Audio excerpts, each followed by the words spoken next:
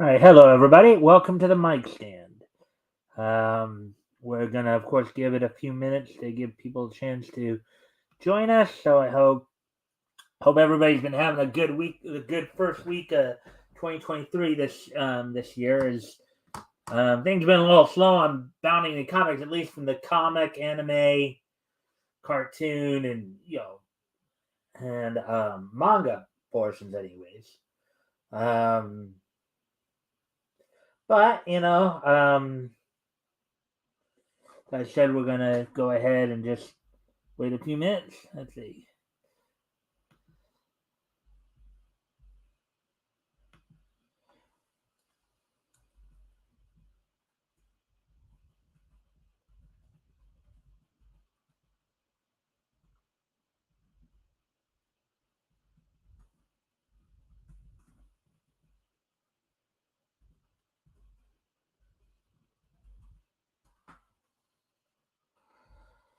Anyways, on the mission where the cowboys roam, everyone wanna be the code of the West.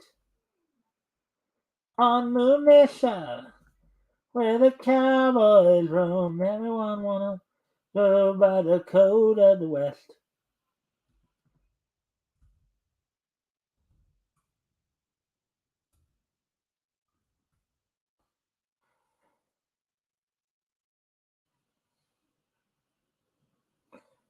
All right, I'm gonna go ahead while we're waiting here. I'm gonna go ahead and put on some music. Take care of something real quick. I'll be right back.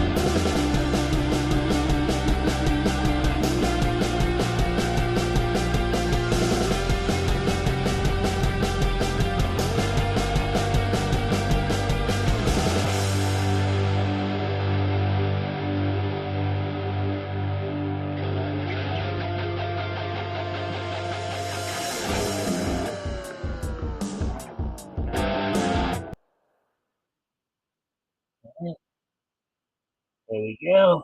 We hope a little bit.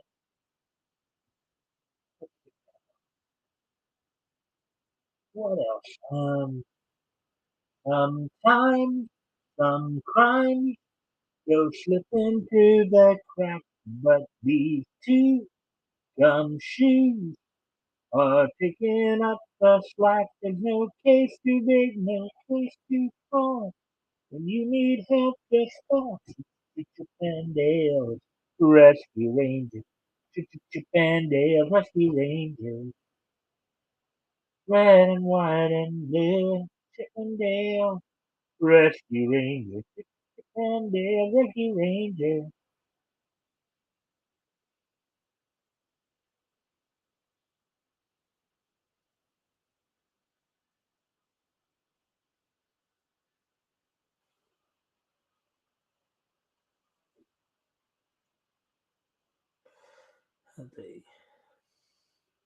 Life is like a hurricane here in Duckburg. Race cars, lasers, aeroplanes. It's a duck blur. Might solve a mystery or rewrite history. Ducktail. Woo. You've been waiting, I've been waiting. Ducktail. Woo. You've been waiting, I've been waiting. Ducktail. And it's a stranger out to find you when you know to grab onto some ducktails. Woo! You've been waiting, I've been waiting, ducktails. Woo! You've been waiting, I've been waiting, ducktails. Gotta get up, gotta get with it, friend of mine. Winnie the Pooh Bear, I gotta be there. Me and you, it's always Winnie the Pooh Bear. I gotta be there. Me and you, just old silly Winnie the Pooh. Dashing and daring, courageous and caring, faithful and friendly with stories to share. All through the forest they sing out in chorus, marching along as their song fills the air. Gummy bears bouncing here and there and everywhere. Find adventure that's beyond compare. They are the gummy bears. They are the gummy bears. Hmm. Do do do do do do do do do do do do do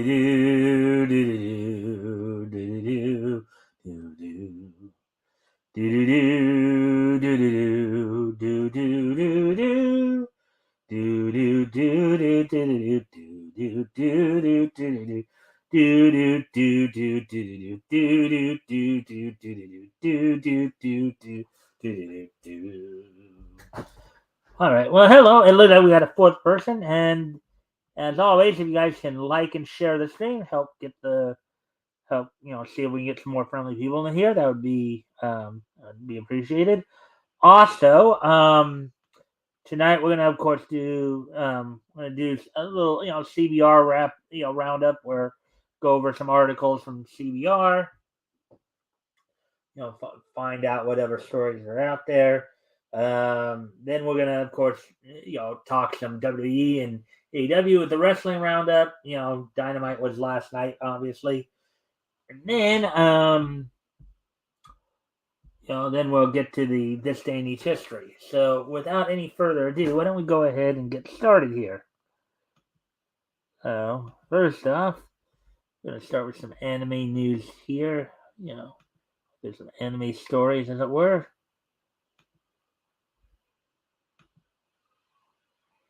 Alright, so with that being said, there we go. I said if you can like and share the stream, see if we can get some more friendly people in here, that would be appreciated.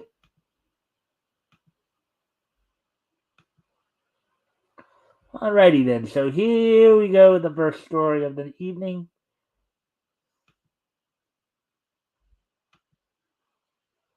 Alright.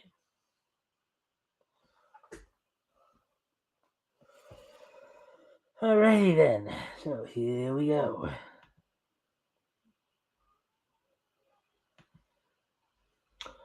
Ocean Waves is one of Studio Ghibli's most underrated film classics.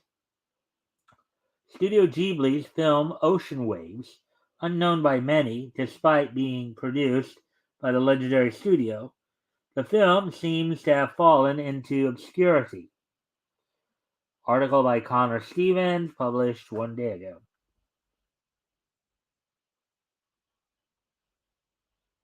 Studio Ghibli has become one of Japan's most famous animation studios since its inception in 1985.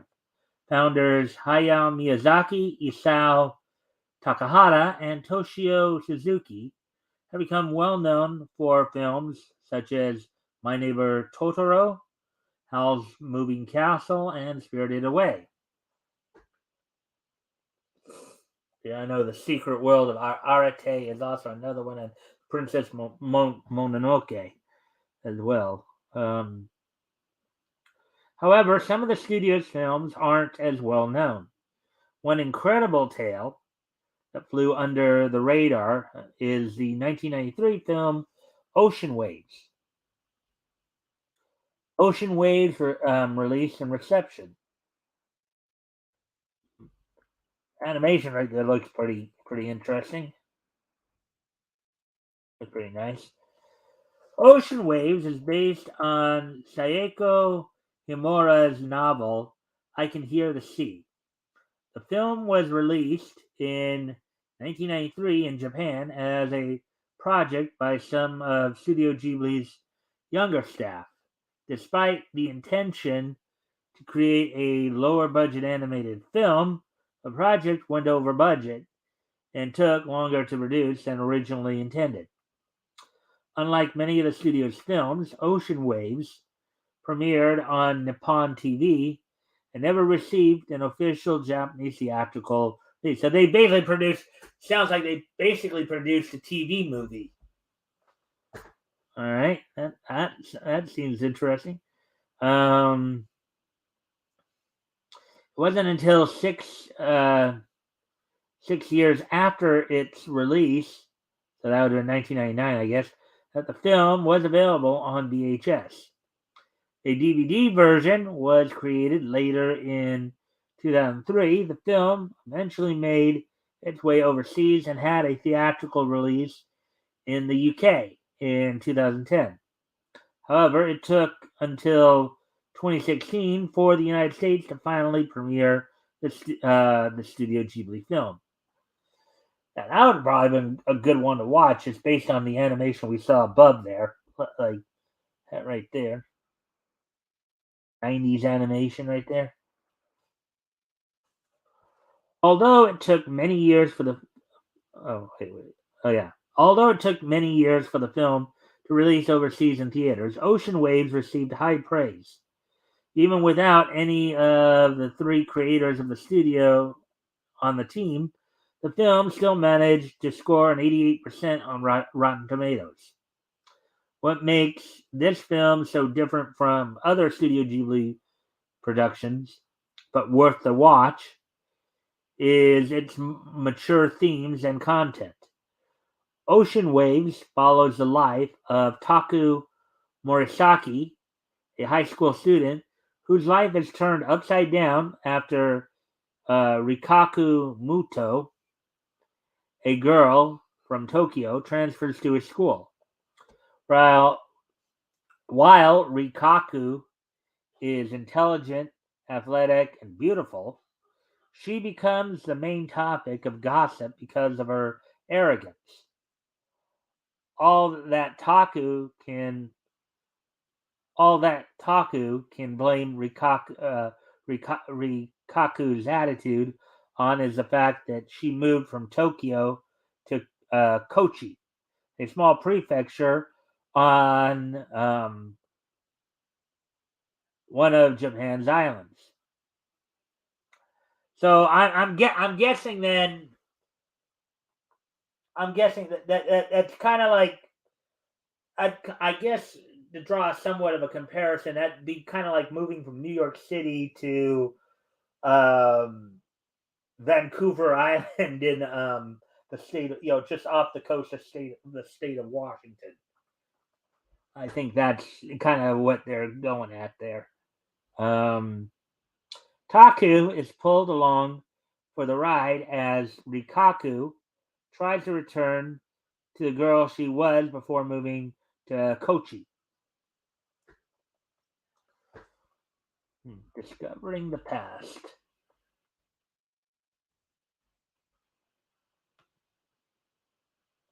All right, still. Thank you for the like and the share. Hopefully, we can get some more friendly people in here. Um,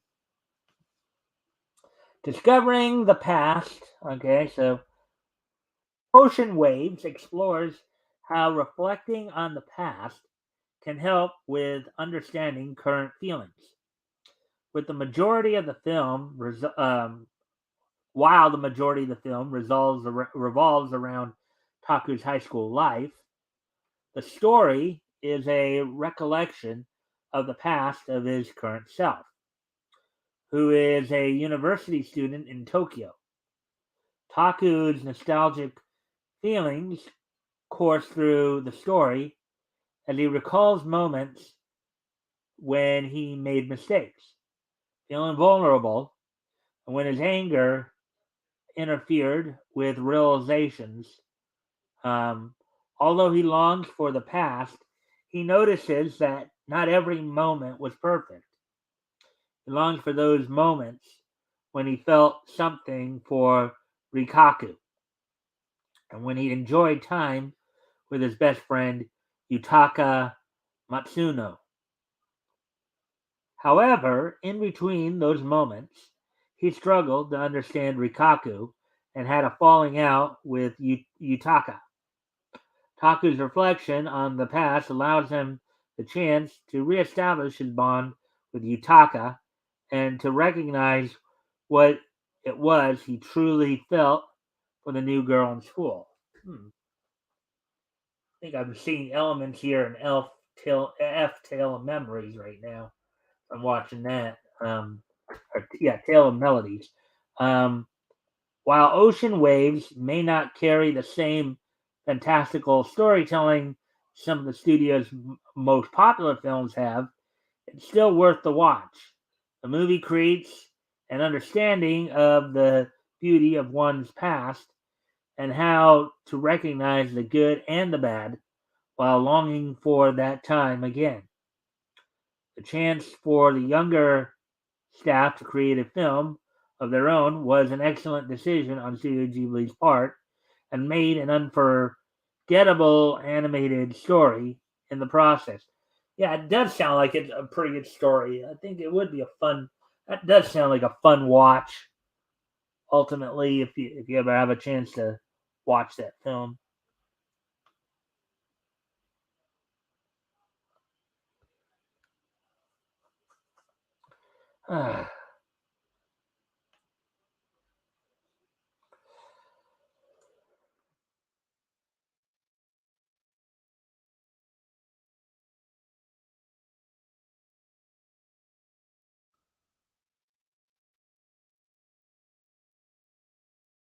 Okay, there we go. And I do thank you guys for popping in to like and share and say hi. As always, guys, of course, if you can like and share the stream, see if we can get some more friendly people in here, that'd be appreciated. Also, if anything here catches your attention, feel free to comment or ask questions. I'll do my best to answer the questions to the best of my ability. Anyways, let's get ready to move on to the next article. Let's see what we'll find here.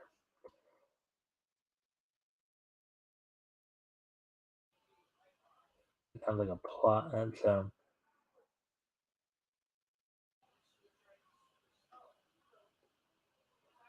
right. Cons. Oh, cons. This one sounds interesting. All right, let's go ahead and look at this one.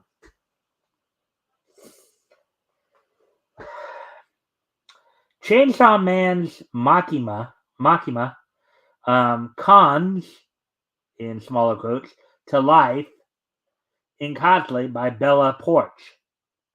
TikTok influencer Bella Porch is back with a second Chainsaw Man cosplay after the first one with uh, Valkyrie. Um, but with a confounding twist. Okay, guess it's supposed to be somewhat a play on words there, I guess.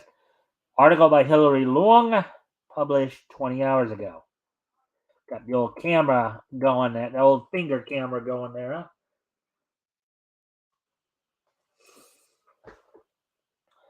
An unexpected person has been summoned via quote unquote con when someone other than Chainsaw Man's Aki, like Bella Porch, uses it. Porch recently collaborated with gaming streamer Valkyrie on a fun cosplay video showcasing the two of them as Power and Makima. And Power is another girl in the series, as I understand it. Shortly after that video went live, the popular influencer uploaded another TikTok, but this time it's a solo video, pinching her middle finger, or middle two fingers, to create the quote unquote cone hand gesture. Porch uses it to transition to Makima smoothly. I guess this might be the video. Of course, we're not going to play it.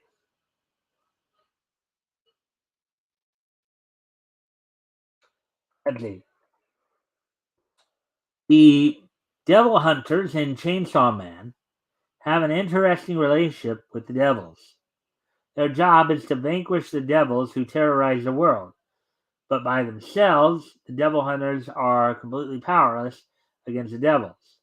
Therefore, this raises the need for them to enact contracts with the devils to give them the power to kill them, as long as there's a sacrifice involved.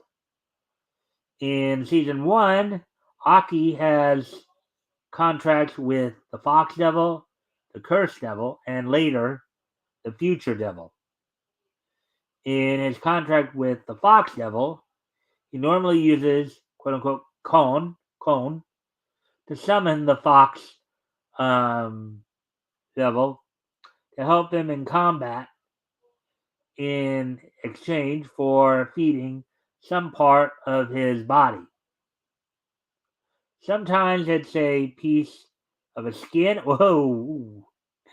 And other times, the Fox Devil is more than satisfied with receiving his top knot as a sacrifice.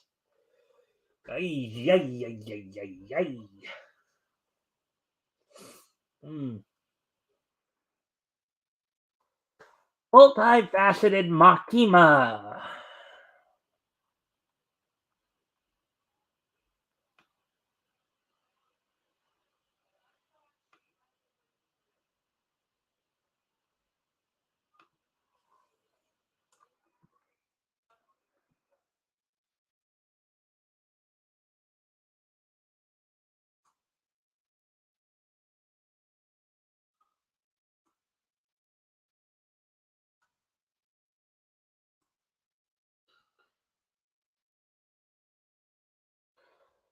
All right.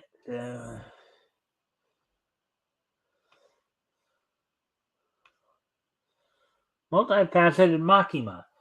Most devil hunters keep the details of their contract a secret from their colleagues, such as Kobeni and Makima.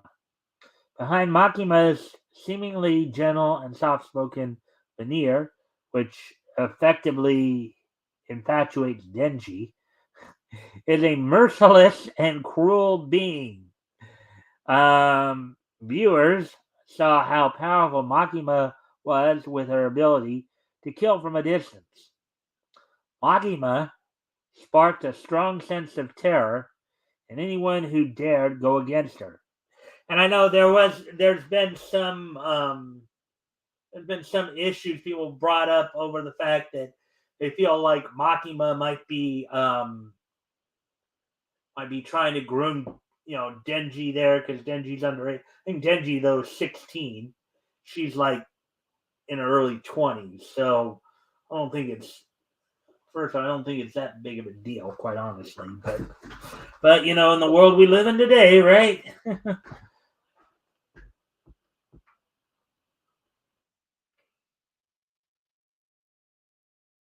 Portia's TikTok career kick-started in 2017 when she uploaded a video where she lip synced to the song M to the B, quote unquote, consequently becoming the most liked video on the platform. Aside from Makima, the influencer has cosplayed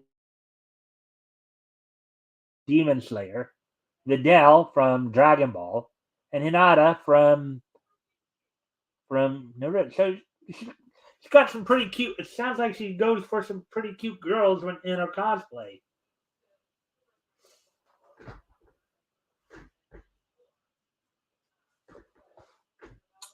Tatsuki Fujimoto's Chainsaw Man is one of the top-selling manga of all time at 23 million copies as of January 2023, with only 13 volumes currently out.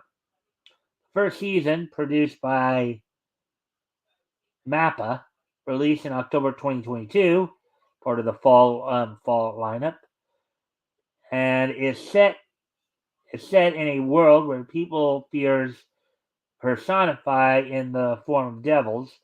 Denji decides to work as a public safety devil hunter, effectively becoming a force to be reckoned with and a target due to his ability to turn into the Chainsaw Man. Kind of funny because they have him as a Chainsaw Man here as a hero, but you would think with a name like Chainsaw Man, he was some kind of you would think he was some more like some kind of psychotic, killer or something like that, psychotic serial killer.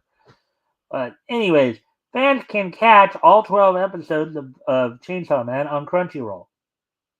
For those who can't wait for the second season, the manga is available on Viz Media and Manga Plus. There we go with that one. Let's see.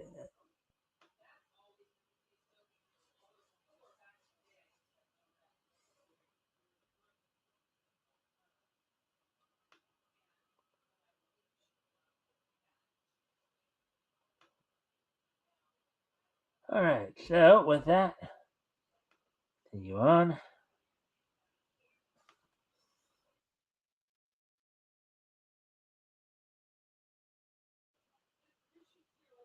All right, well, let's see this one here. This one sounds interesting.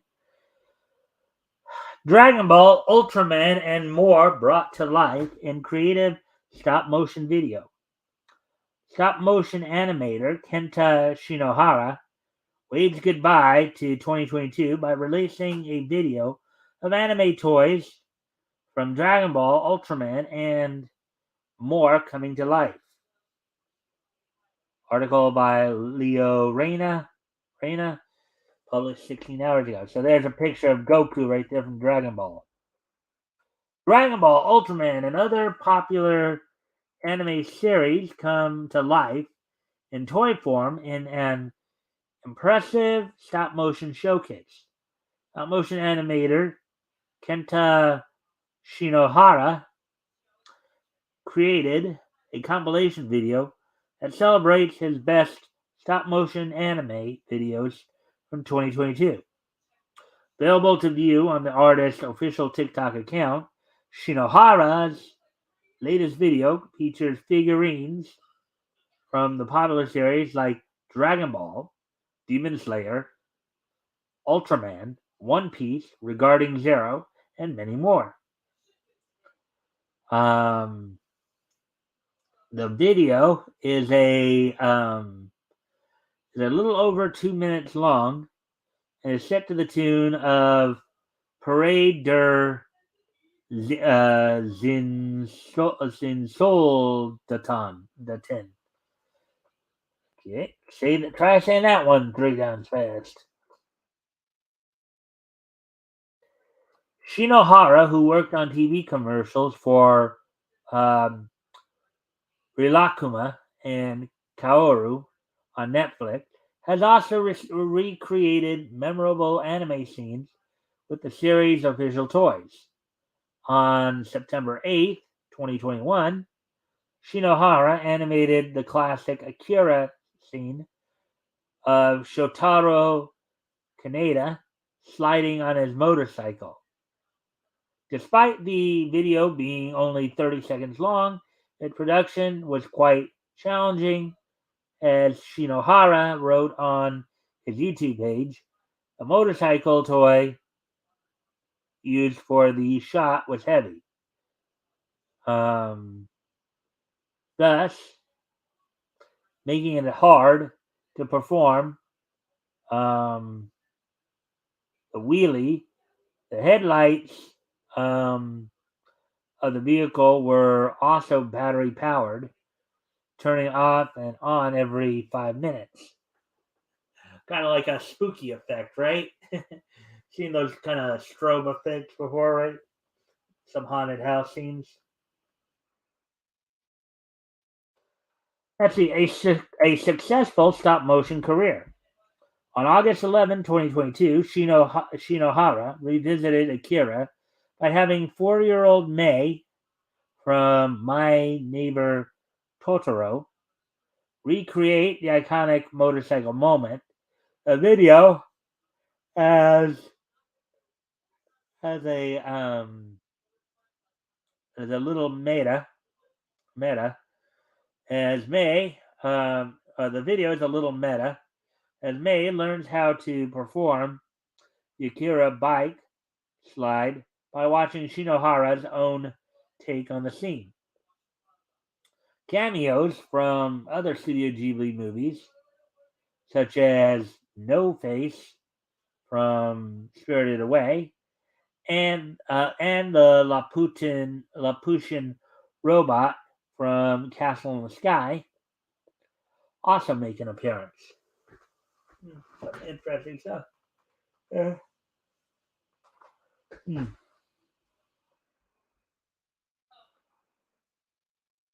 While stop motion animation isn't as mainstream as digital animation, the practice is still alive and well within the industry. The season one opening for Beastars was animated in stop motion by Dwarf Studios, who not only worked on Rilakuman and Kaoru, but Rilakuma's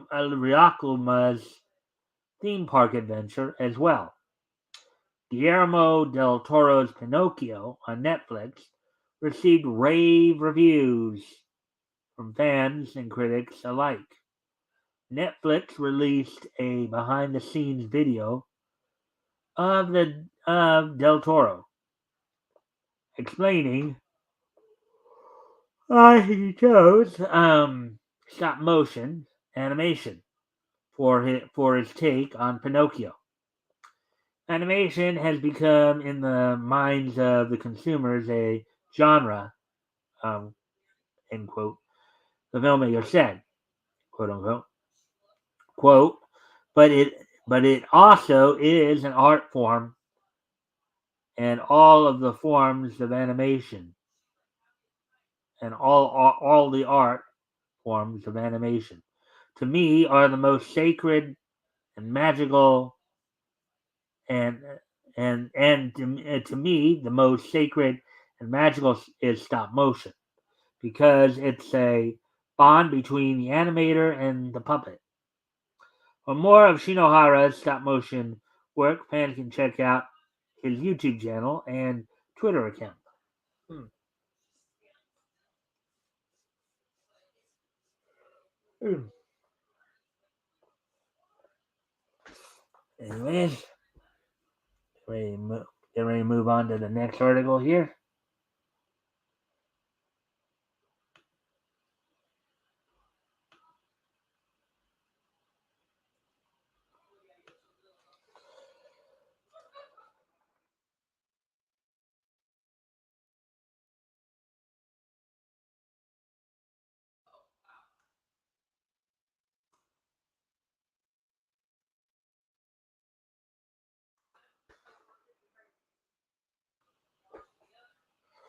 All right, there we go.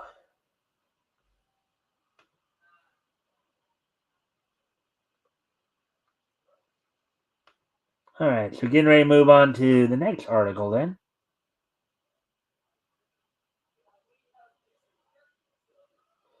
A plot point. Uh, here's a interesting one. This is kind of another civil article, something we had yesterday, I believe. So why are so many anime set in high school?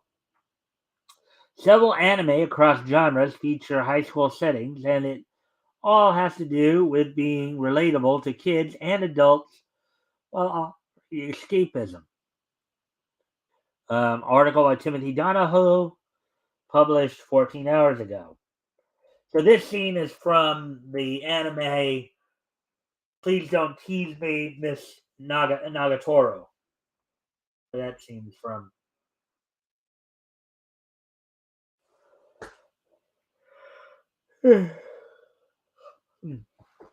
Anime has tropes and archetypes across many genres within the medium, and this extends to the settings of the shows themselves.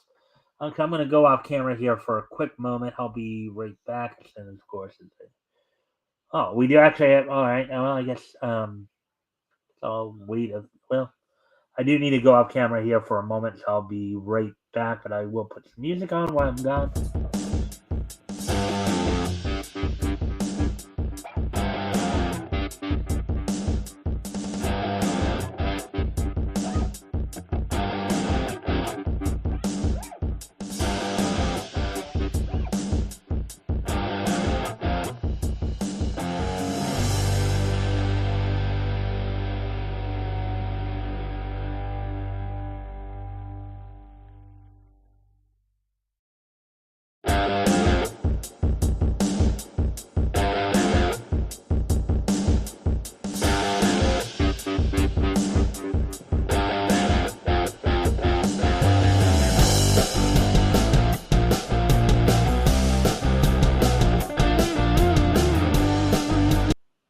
All right, I'm back. So let's get back to the article here. And I think you guys are seeing here. Let's get back to the article here. And as always, if you guys can help, if you haven't already, you can like and share this thing. So we get more friendly people here. Also, anything here grabs your attention, feel free to comment and ask questions, and I will try to answer the questions as best I can. With that, let's continue on with the article here. One noticeable recurring element is the fact that so many anime take place, at least to some extent, in high school. While this might come off as trite or cliche, there's a logical reason why many of the most popular animes are focused around this particular age group. Um, My Hero Academia, um, My Hero Academia, Assassination Classroom. Well, that's more middle school, but anyways, from the intended target audience to the scope of the anime, it makes a lot of sense that high school is the base of operations for many of these animated shows. Add in the age of characters in shonen shoujo anime, and it all begins to cement that high school is almost a necessity. Here's a closer explanation of why class is always in session in anime.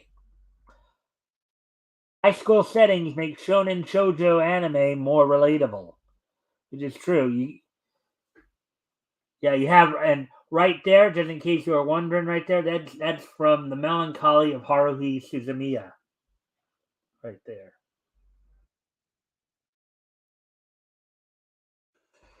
Um, though anime typically has a far wider reach than much of Western animation, it's still seen by many in Japan as something for younger audiences. This is reflected in the most popular demographic, quote unquote, genres of the medium, shoujo and shonen. These terms translate to mean stories, namely manga comics, aimed toward young girls for shoujo and boys for shonen, making it clear that older audiences might not be the specifically intended audience. What we were reminded of yesterday, I believe, or a couple days ago, is that josei manga are like targeted more towards adult women. We were reminded yesterday. These young people are often about to either enter high school or have already done so. This explains perhaps the most obvious reason that high school is a big part of anime. Let's see, Full Metal Panic and its franchise come to mind as well, especially Fumofu. High school students will likely have an easier time relating to anime characters who are going through the same life circumstances as themselves, with high school being a major part of that. Thus, the cast of slice of life and romantic comedy anime, such as "Don't Toy with Me, Miss Nagatoro," which was that first picture we saw up top there, and Toradora, translated as Tiger Dragon, um, can be seen almost as part of the viewer's extended friend group. Hmm. Yeah, which is true. I would say that's true. The alternative would be to have the characters be too young and make a show potentially juvenile, or have the cast be so old that the average Japanese viewer is similarly turned off. High school students offer a sweet spot where those from the age range of 10 to around 20, essentially their teens, will be able to see a bit of themselves in the series.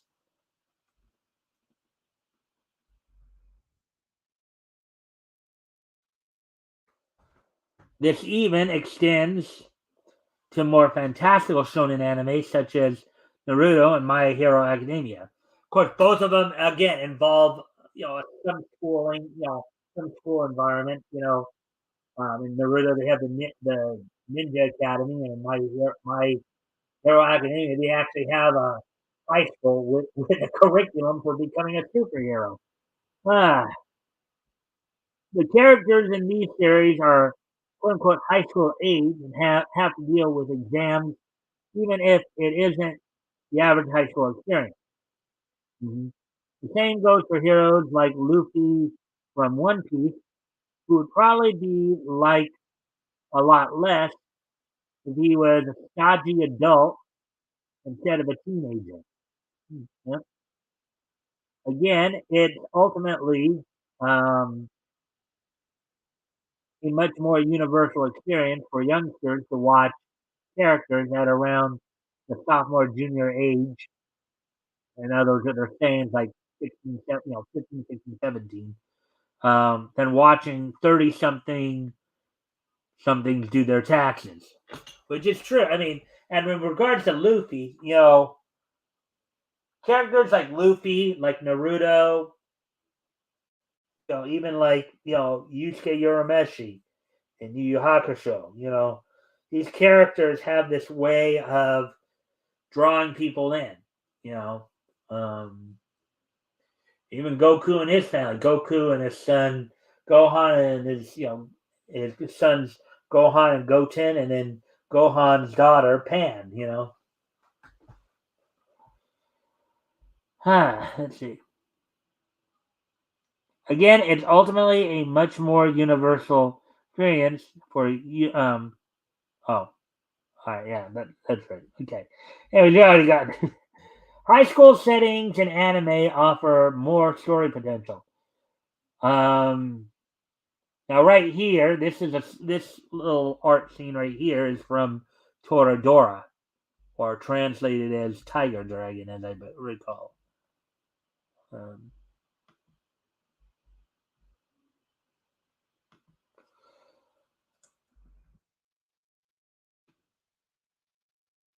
I thank you for the like and the share. Hopefully, we get some more people in here.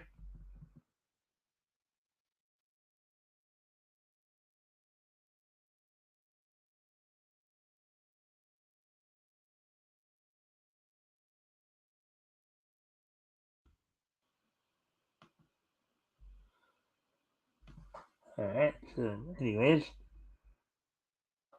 high school has a lot of potential responsibilities and activities outside just schoolwork, um, including participation in clubs, part-time jobs, and enjoying time with their significant others. Mhm.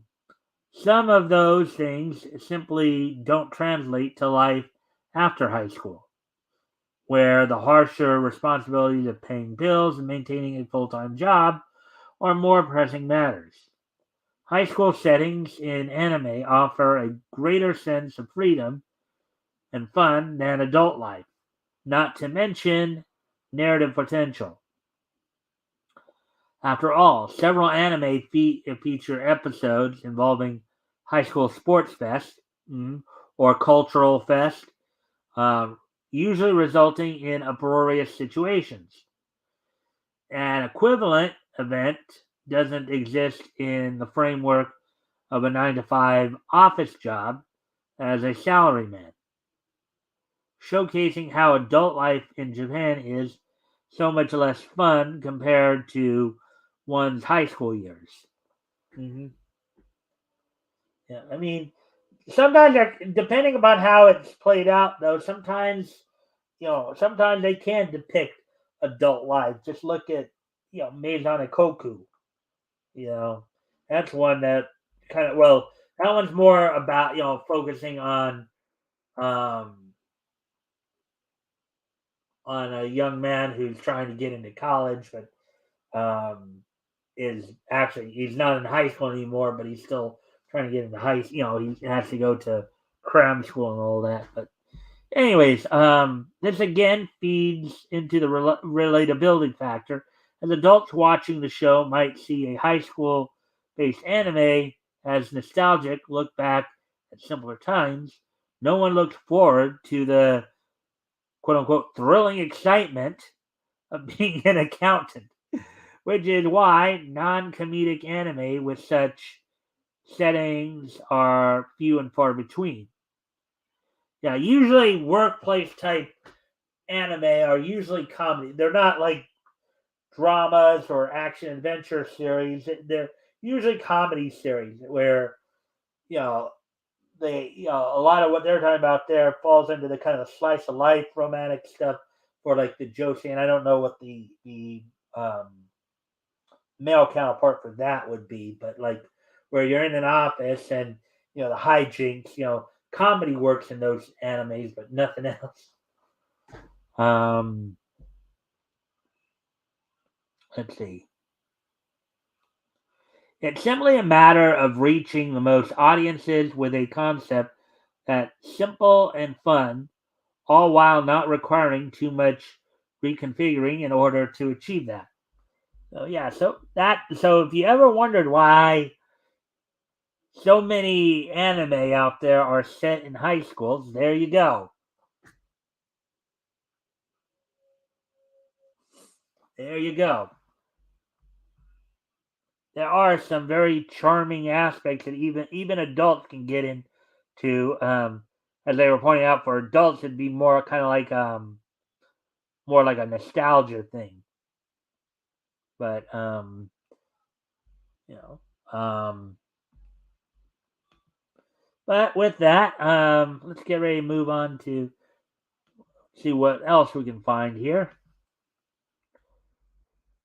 The Ice Guy and his cool female colleague premiere promises a. Okay, that might be a spoiler. Let's see how Bleach's romantic flashback improves on fruit. That might be a spoiler. The Demon Slayer, what is Muzan's real goal? Did he? Okay.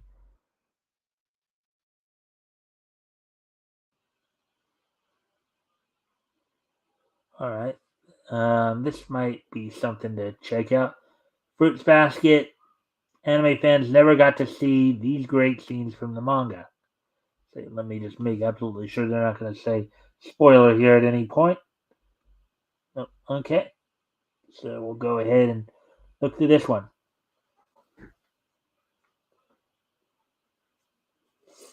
Fruits Basket anime Fruits Basket anime fans never got to see these cool scenes from the manga. The 2019 Fruits Basket reboot was supposed to cover all the scenes from the manga. However, it still didn't show a lot of wonderful moments. Article by Tulisha uh, Sri Vastava, published 11 hours ago.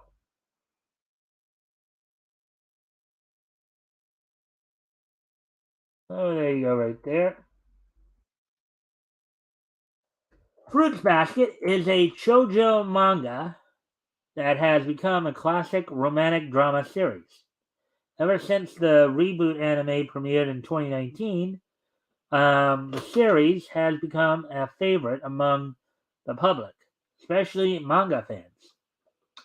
The original anime deviated from the manga in a lot of ways, disappointing some fans, whereas the reboot stayed true to the source material, telling source materials telling of Toru Honda's experiences with the cursed members of the Soma family. The story is no less than a roller coaster of emotions, ranging from bittersweet to downright depressing. The reboot was supposed to cover the entire Fruits Basket manga, but this didn't happen. Take Fruits Basket Prelude, for example. The movie covers scenes from the original manga that the series didn't show. Similarly, there were several beautiful scenes and even backstories in the manga that anime only fans never got to see. Hmm.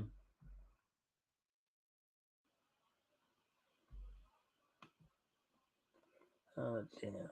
We're already at the 53-minute mark, so. Kakaru's backstory is completely removed from the Fruits Basket anime. One detail that confused Fruits Basket anime fans the most was Kakaru's interest in Toru, as he would often ask Yuki about her. According to Kimi, Kakaru was loyal to his girlfriend. Um, Thus, it doesn't make much sense for him to be so interested in a girl who has nothing to do with him. However, what anime fans don't know is that the reason Kakaru approached Yuki and became friends with him was just so he could talk to Toru. Kakaru's girlfriend, Komaki Nakao, was the daughter of the man who hit Toru's mother with his car. Both Nakao's father and Toru's mother died because of that accident. Seeing how sad it made Nakao, Kakaru went to Kyoko's funeral and said mean things to Toru.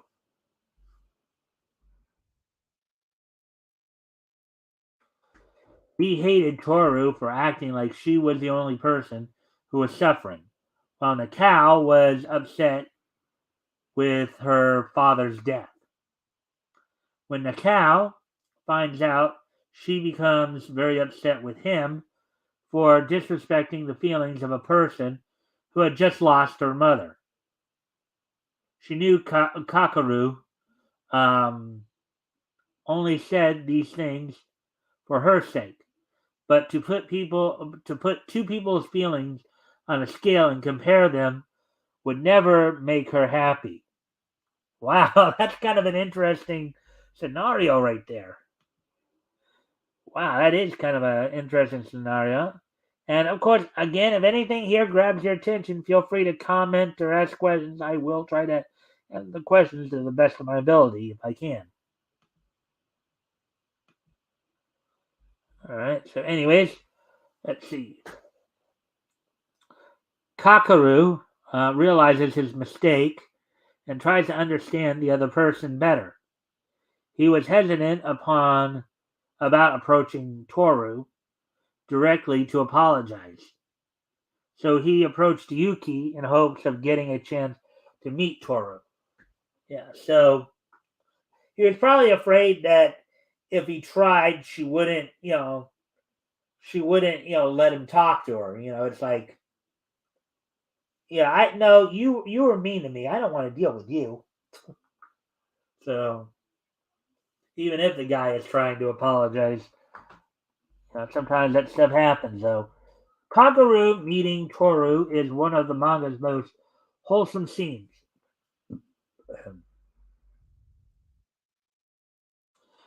Kakaru mistakenly thought Nakao had the same thoughts as him, and unintentionally hurt both her and her and Toru.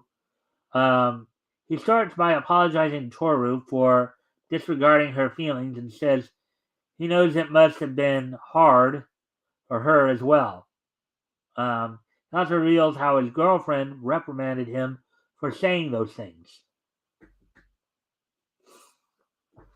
He tells Toru that Nakao is doing well, um, and that she seems to be doing well too. They then talk about Yuki, who has become more carefree and cheerful. Um, and Kakaru says this change in Yuki must be due to her. Toru doesn't say anything but smiles at him. Seeing her usual kind demeanor, he thinks to himself how it makes him want to cry. He realizes it's the type of smile for oneself, but also for the other people's sake, for other people's sake. It means that Toru has forgiven Kakaru, thus he is overwhelmed with relief. Yeah, that does sound like a very interesting scene to behold. That would be a very lovely scene to see.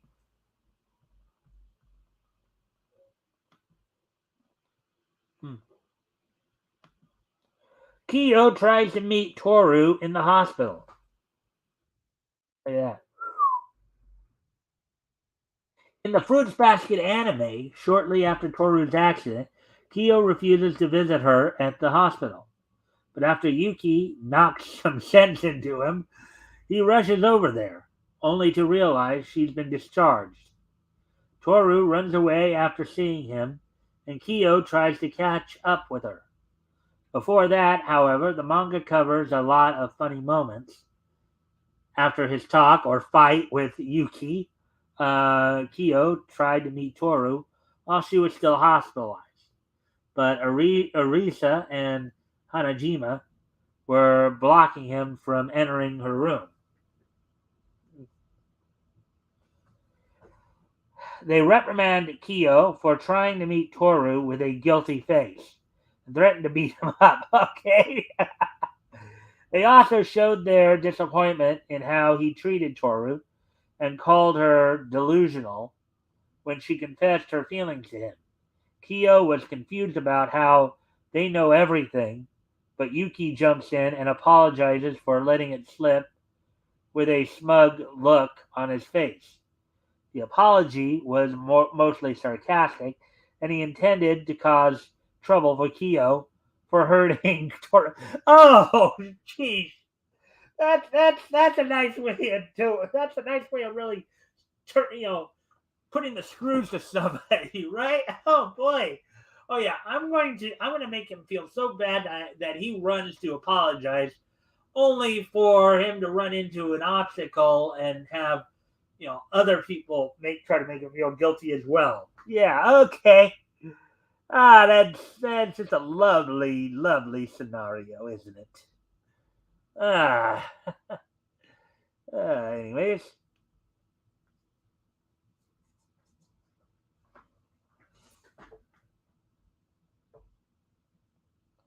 let's see.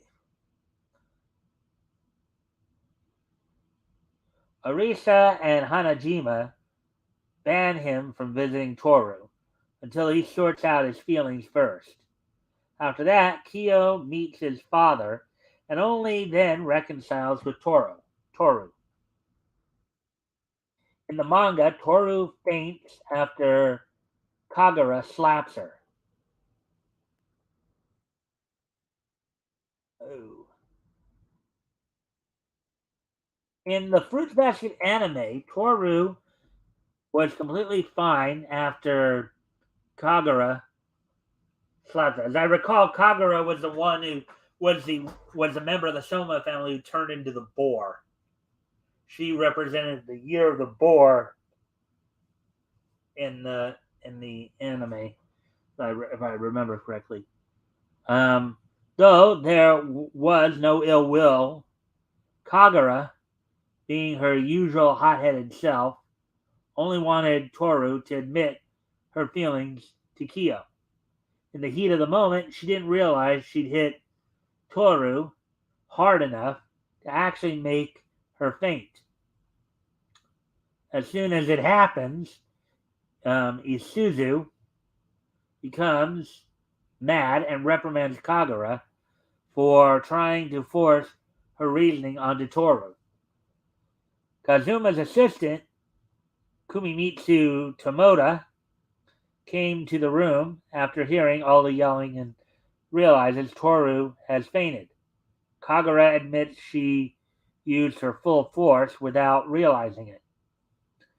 Meanwhile, Toru realizes that on the roof, when she told Kyo about her father, she was testing him.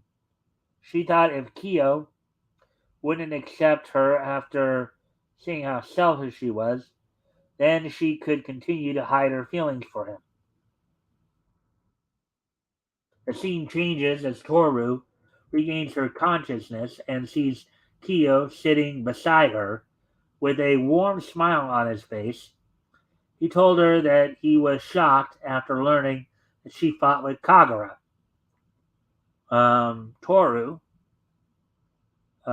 says she won't make Kagura apologize, and neither will she. Kagura says the same. So I guess they kind of came to an understanding there. So, anyways, getting ready to move on to the next article. So that was a nice, little, interesting little article there. Let's see, where are we at on time here? We're at the just past the hour mark here.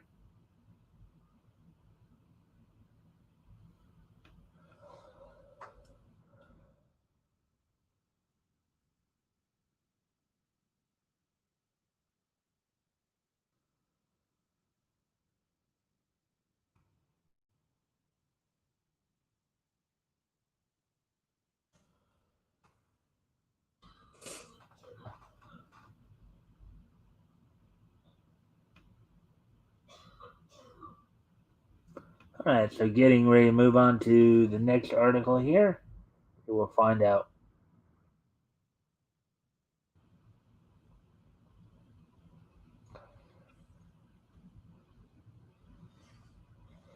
This looks like another interesting article here. Is Demon Slayer only popular because of Ufotable's animation? Now, Ufotable is a studio that's come out with a few animes over the year. Of course, Demon Slayer probably one of the more recent ones, but they also had a hand. They also were involved in animating Ninja Nonsense for one. Let's see, the other one I think they were also responsible for one of the trying to think what it was.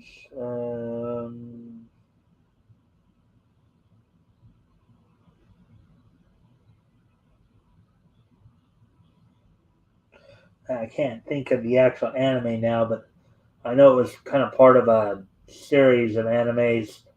Um, had to do with the something about Chastity Cup or something like that. I just can't think of what it was right now. But anyways, um, some anime fans believe Demon Slayer only gained traction because of the animation Quotable has brought to the table. However, this is a flawed take.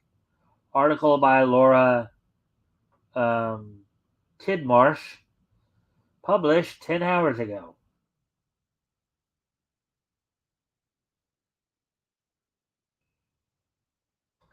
Demon Slayer has shot to popularity and gained interest all around the globe since its anime adaptation began in 2019.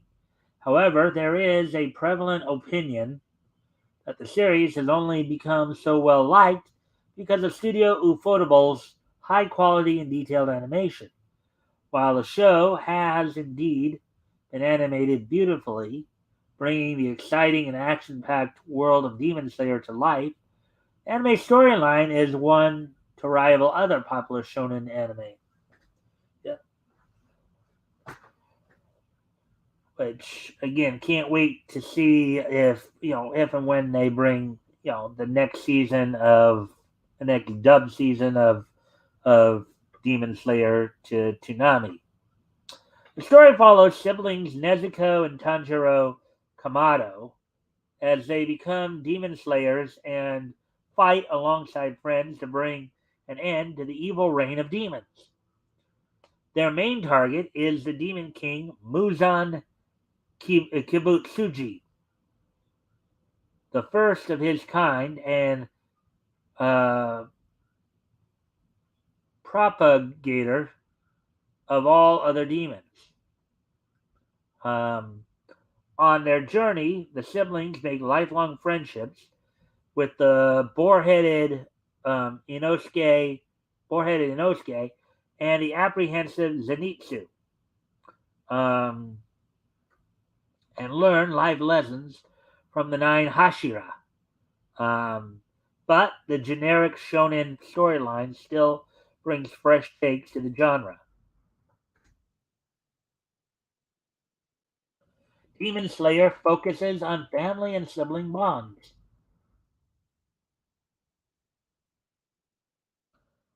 Most shonen anime feature a main character who has lost their family, um, and instead achieves their goals with the help and friendship.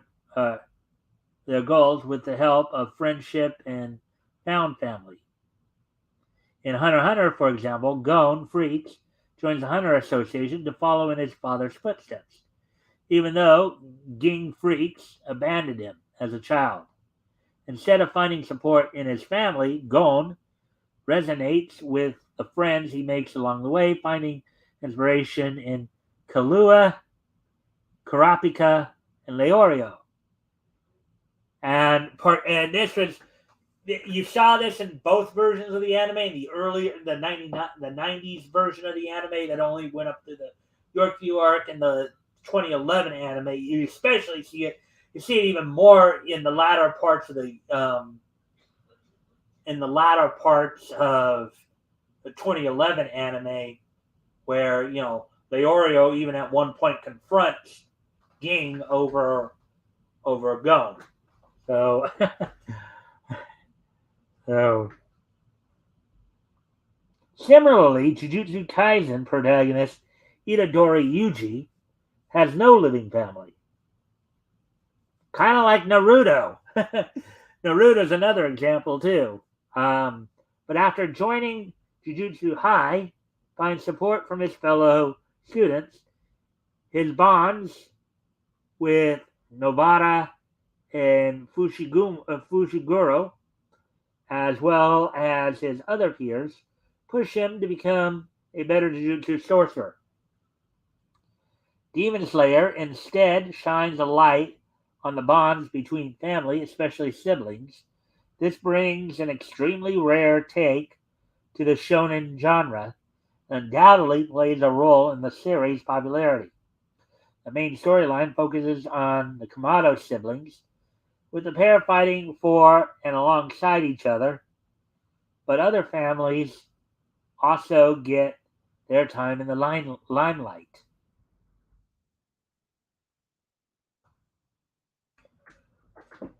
Gyutaro and Daki showed the audience what Tanjiro and Nezuko could have become with the siblings' love transcending their demon personalities.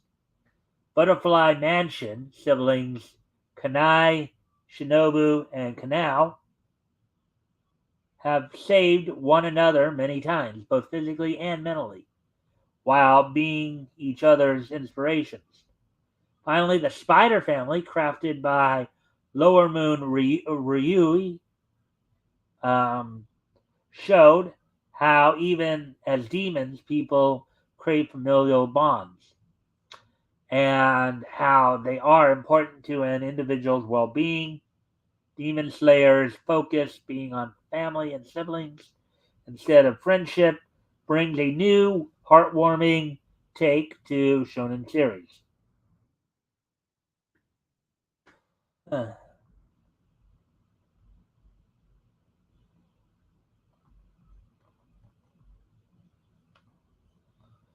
yeah, I don't know if Inosuke is as much a an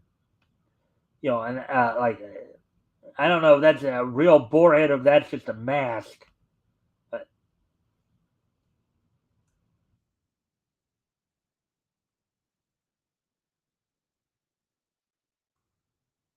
this is probably going to be our last article here for the night.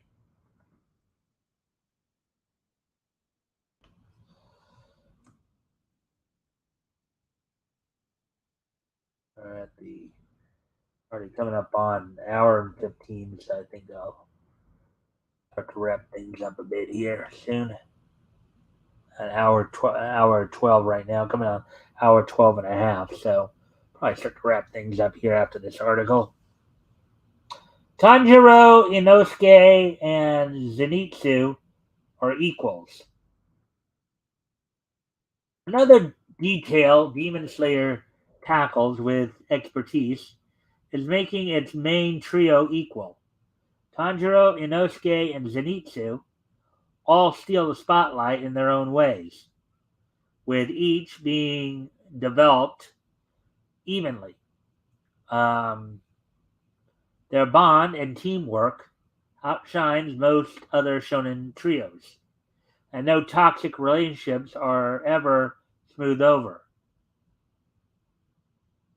To an extent, the connection between the three young demon slayers feels very brotherly, with each being unafraid to express their emotions and open up to the others. The equal standing between the characters makes it easier to root for the hero's victory, making the audience more emotionally invested in the characters and their push to improve. By making sure characters outside the protagonist develop an equal rate, develop at an equal rate. No one is left behind. Each of the budding slayers has an equal shot at winning or losing. None are perceived as being weaker than the other due to each character having their own unique strengths and approach. And the thing is, these three are traveling together. Well, along with Nezuko, of course, the four main characters there are all traveling together. The Kamado siblings, Yosuke and Zenitsu, they're all traveling together. The Demon Slayer manga was popular before Ufotable's adaptation. That's usually what happens if you have a manga. That's usually how it works. You have a manga that's popular. It gets popular enough to where they decide to make it into an anime. The anime is likely to be popular too. Sometimes it doesn't work out that way, but for the most part, it's usually how it works. Manga is usually popular first, and then the anime comes and becomes popular. So, since the manga's first release in 2016, Demon Slayer has sold over 150 million copies in just a few years. The series has become one of the newest best-selling manga and has even earned a spot on the 10 best-selling manga of all time. The 23rd and final volume of Demon Slayer sold a record-breaking 5.17 million copies between 2020 and 2021, outselling other popular shonen series such as Jujutsu Kaisen and even One Piece. One Piece is probably considered the most popular of all time, most popular manga of all time. So think about that for a moment. All of these achievements were made without the anime adaptation, proving that even still panels can draw in an audience. Quotable's animation is stunning and brings the story to life perfectly, but all the credit for the series' success can't be whittled down to just the animation. Yeah, the story itself is endearing to people. That's obvious for anybody who's ever watched it.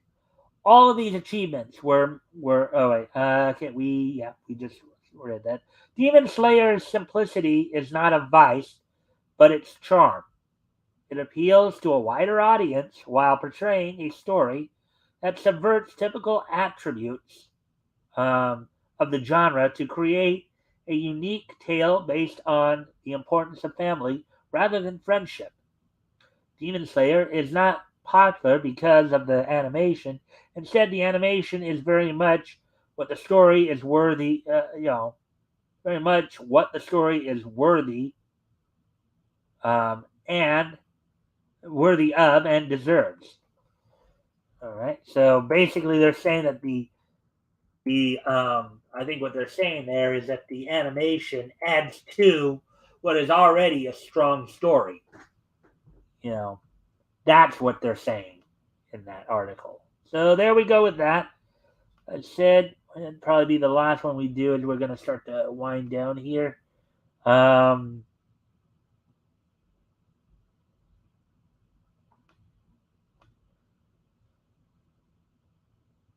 let's see. We do have some stuff, of course, to go over. A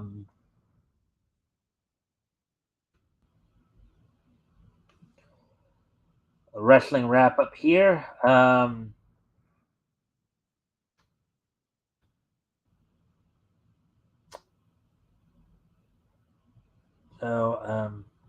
Actually, I need to step away from the computer again. I'm sorry. I'll be right back.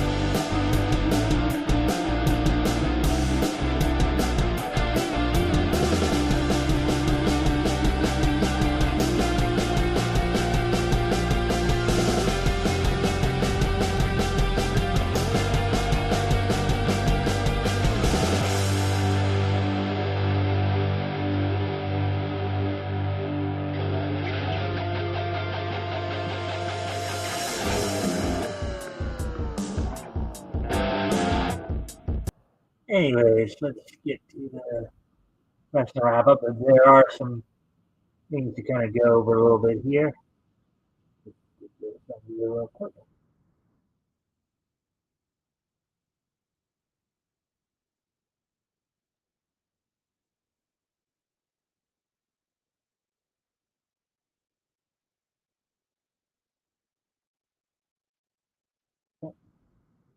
With that, so first off, of course, a couple of interesting new species coming out of WWE.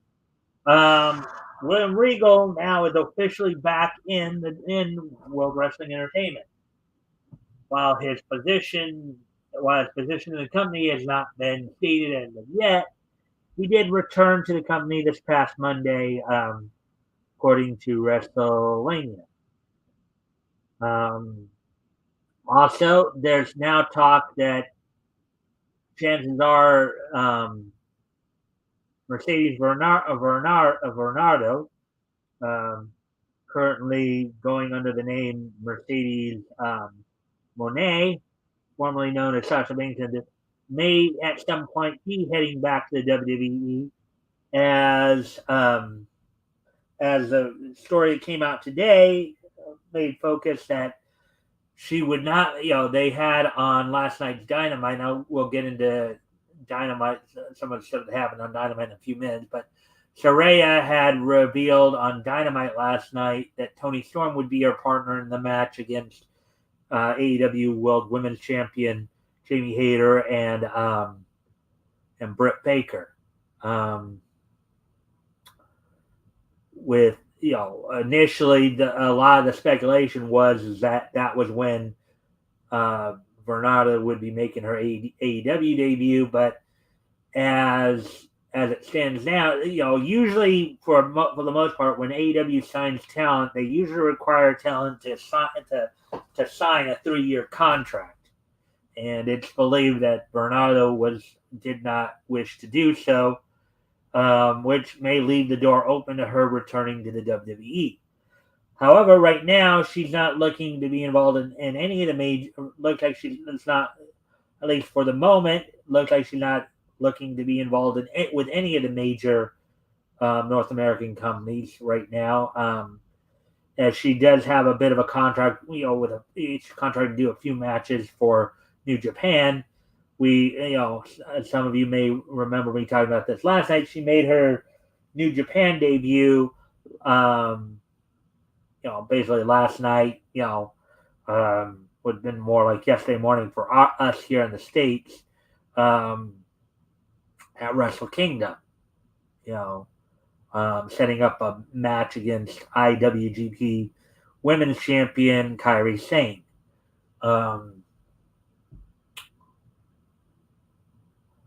Now, on last night's Dynamite, as we move ahead to that, among the match, of course, the main event did see Darby Allin defeat Samoa Joe to be for the second time TNT champion. Also, the Acclaimed were able to retain the AEW Tag Team Championships in their match against Jeff Jarrett and Jay Lethal.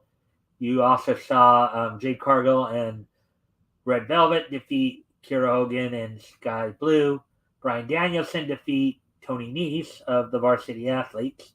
And the show started off with Ricky Starks, his push continuing as Chris Jericho continues a bit of a downward slide right now, even though the Jericho Appreciation Society apparently got the better of him even after, Action Andretti's involved, came out to help Starks. So, in some of the other segments, as we were talking about, in an interview with Saraya alongside Toni Storm and Hikaru Shida, she revealed that Toni Storm would be her partner on next week's Dynamite from the Forum in Los Angeles. So now it looks like they are building up a feud between. On the one hand, on the one side you have AEW World Women's Champion Jamie Hayter with Dr. Britt Baker and Rebel, On the other side, you have Saraya, Tony Storm, and Hikaru Shida. So that story is going to continue to play out a bit there. Also, in another segment, we saw a couple other interesting segments. One of the other segments we saw was a little verbal exchange between MJF and the AEW World Heavyweight Champion MJF and Bryan Danielson, as MJF set up some more roadblocks for Bryan Danielson. So as it stands now, if Bryan Danielson can continue to wrestle every week between now and February 8th, he will become and if he continues to wrestle now and then and stays undefeated and goes undefeated in that stretch, he'll be number one contender to, if he succeeds in that, then he will be challenging MJF in a 60-minute Iron Man match at Revolution. Also, in another segment, things continue to heat up between Hangman Adam Page and Jon Moxley, as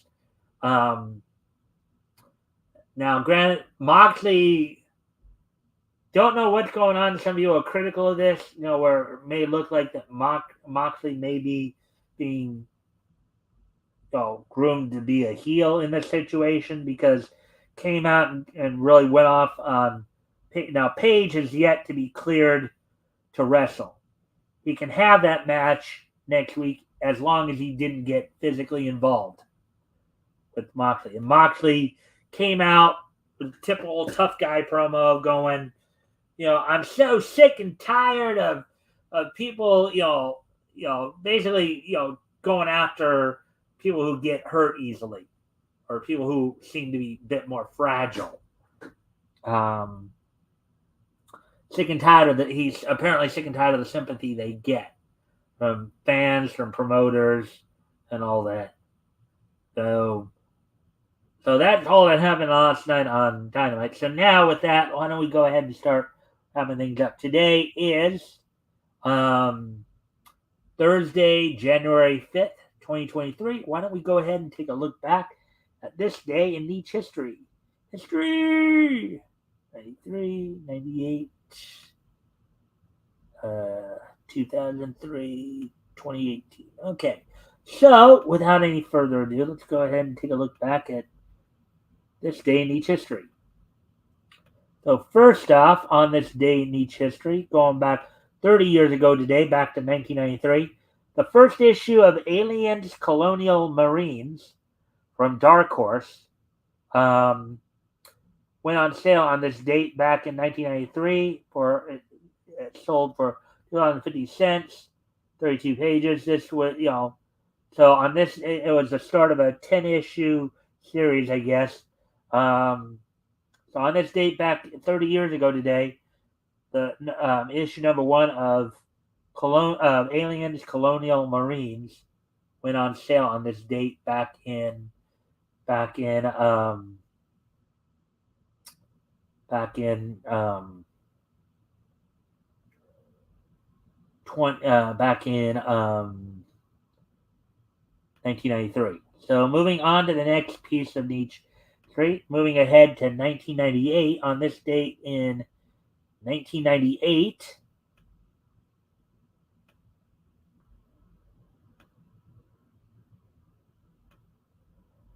from the Georgia Dome in Atlanta, Georgia, WCW held its Monday Nitro event on this date back in 1998. The main event, as it were, saw Lex Luger defeat Randy Savage. We also saw Riggs and Saturn of the Flock defeat Chris Benoit and Steve McMichael of the Four Horsemen. Booker T retained the television title over Prince Iaukea in a number 1 contenders match for the WCW World Cruiserweight title. Juventud Guerrera, translated Young Warrior, defeated Psychosis. And And Diamond Dallas Page retained the United States heavyweight title over Chris Jericho. And of course, Bill Goldberg continued his streak by defeating Stevie Ray. So on this date, back in 1998, the Georgia Dome, and that was 25 years ago today, in Atlanta, Georgia, WCW held its Monday Nitro event. So let's see. So now, getting ready to move on to the next piece of niche history.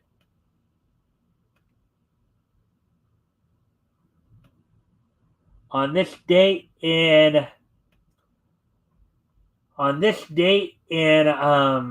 2003, 20 years ago today, the Simpsons episode Special Edna, which was the 7th episode of the 14th season, premiered on this date, guest starring Little Richard. The episode saw Edna Krabappel begins to lose faith in her relationship with Principal Skinner and becomes depressed. Bart, wanting to raise her spirits, decides to nominate her for the Teacher of the Year award.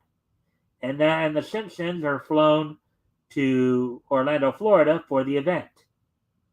So this was a Simpsons episode in which Little Richard himself guest starred about 20 years ago today.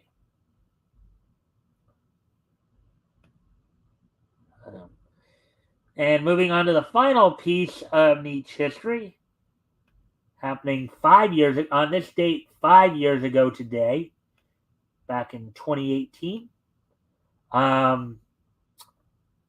Pair of Studio Dean's Junji Ito collection and Studio Gokumi's Katana Maidens Toji no Miko both premiered on this date back 5 years ago today. So on this date 5 years ago today, Studio Dean's Junji Ito collection and Studio Gokumi's Katana Maidens Toji no Miko premiered on Japanese television on this date back in 2018. So with that, guys, I thank everybody for being here tonight. I thank everybody for all the likes and the shares. Hope everybody has a good night. Don't forget, tomorrow night, of course, we're starting our August 1939 coverage and our historical comic retrospect.